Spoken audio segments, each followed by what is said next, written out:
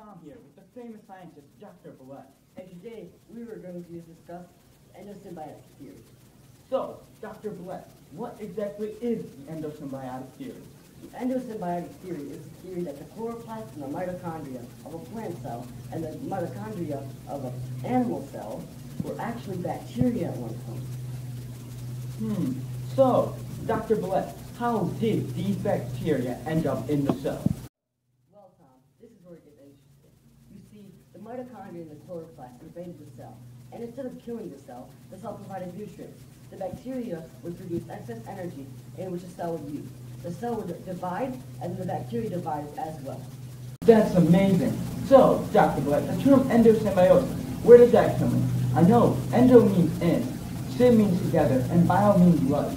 Does this mean that the living things, as in the mitochondria and the cell, are working together on the inside? Right you are, Tom, right you are. Now here's an easy to understand demonstration of how it works. One day, the cell was just going around on his usual business when suddenly he saw some mitochondria. Oh look, mitochondria. Oh no, it's a cell. A while later, the cell was going around with the mitochondria inside of him when he saw some chloroplasts. Oh look, some chloroplasts. Oh man, there's the cell. Oh no. Whoa, look at this. Now I have mitochondria and chloroplasts inside of me. That's pretty cool, because now they can make energy for me. The end. That was a very helpful demonstration, Dr. Black. Thank you, I worked very hard on that. But doctor, is there any other way that we can explain this? Why, yes there is, Tom. Whoa! Let's do this.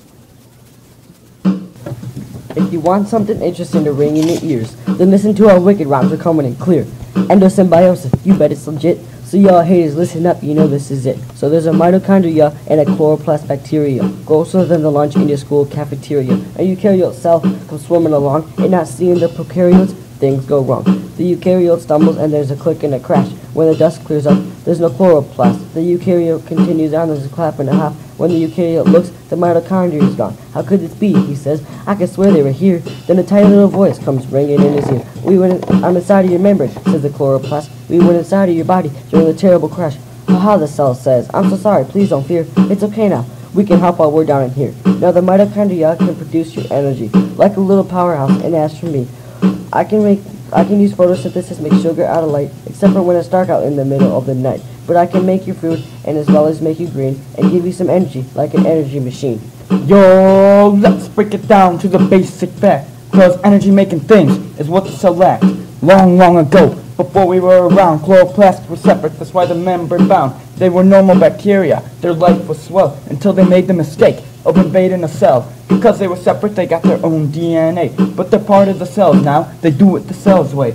And the chloroplast listens to what the nuclei say and divides with the cell, day after day, providing energy in the form of photosynthesis. These raps are so sick, they're downright ridiculous. Word.